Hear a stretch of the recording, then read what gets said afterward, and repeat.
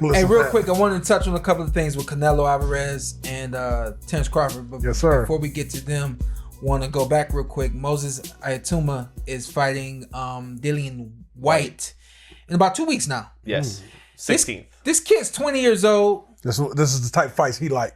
Go get up in there and fight the young kid. This kid, Itauma, right? I'm saying it right. Yep. Itauma's 20 years old, and like you said last night, he's a couple of months beyond Tyson already. Tyson. When he knocked out Berbick. Yeah, but you brought up a really interesting point in that this kid being 20, and it seems as if to me and you both that His Excellency is trying to rush this kid to get a title at 20 years old, but the only guy he can get in the ring with is Alexander Usyk. He's, it's not Trevor Berbick.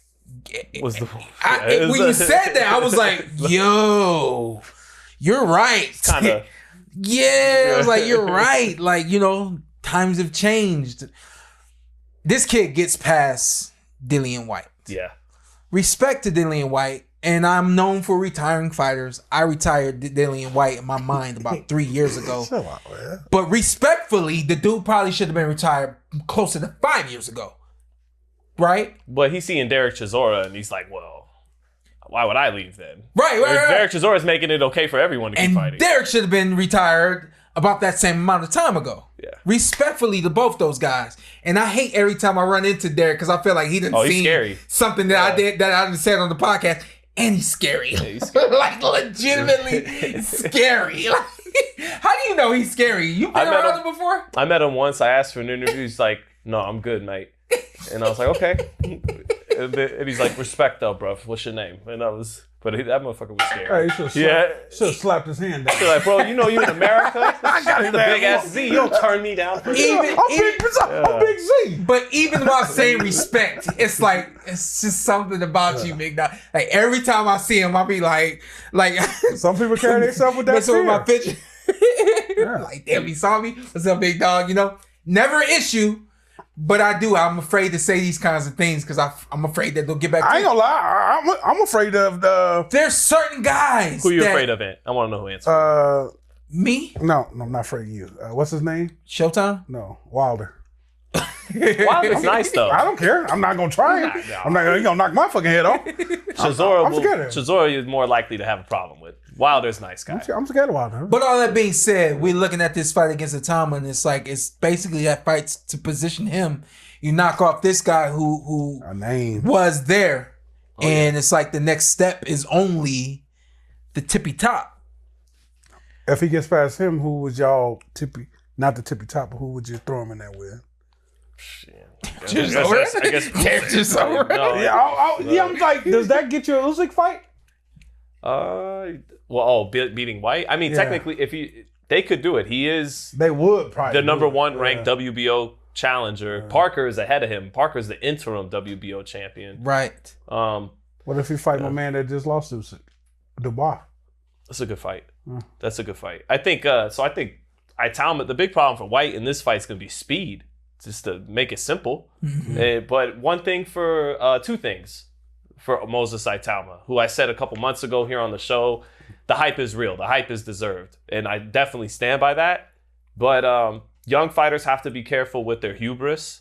It's a very thin line. You have to be extremely confident to believe you can knock out every other man on the planet that's your size.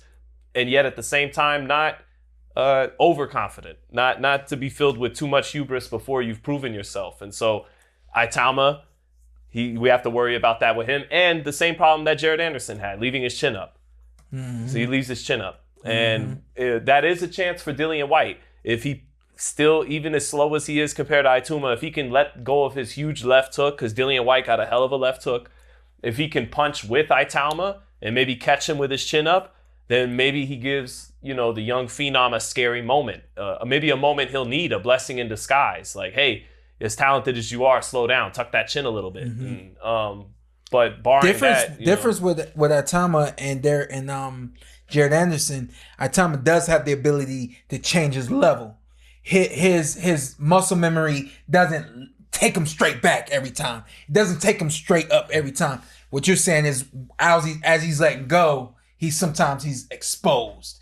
And when you let that go, if somebody's good enough, they slip and they coming back. You know, that is something that we're gonna get from Dillian Whyte on Fight Night, is the big overhands and the big hooks. He's a classic heavyweight fighter.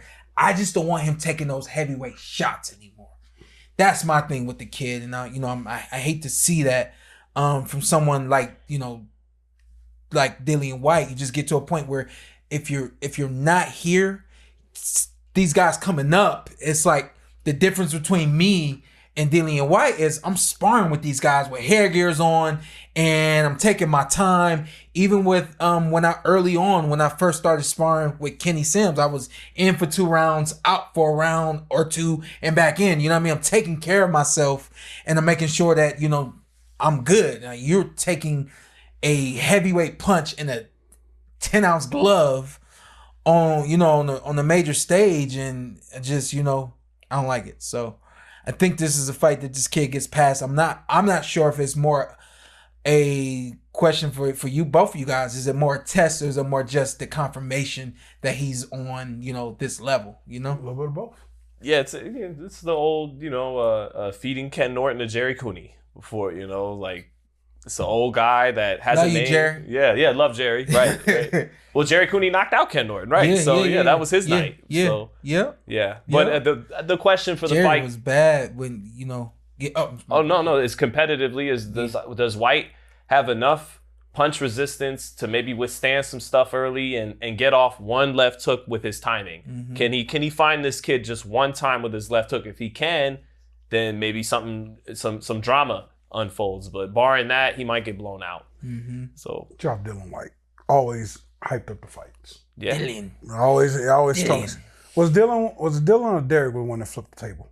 Derek. Okay, now I get them confused sometimes. It was just me? You do it too? No. Oh, okay, you got them down? Figured it out. Oh, you're really afraid. I figured it, yes.